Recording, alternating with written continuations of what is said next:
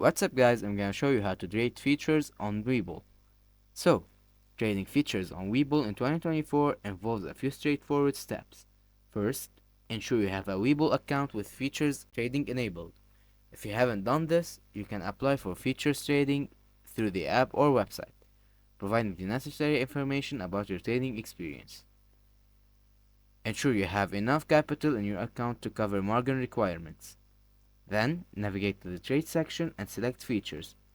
You see various contracts available for trading, including commodities and indices. Browse through the available futures contracts, and you can filter by expiry date, underlying assets, or market sector.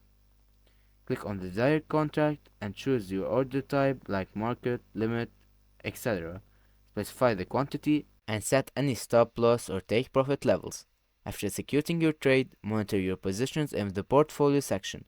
Webull provides real-time data and charts to help you track your performance. Take advantage of Webull's educational resources and tools to refine your trading strategies. And always be mindful in the risk involved in future trading, as they can be highly volatile. And that's it guys, see you in another video.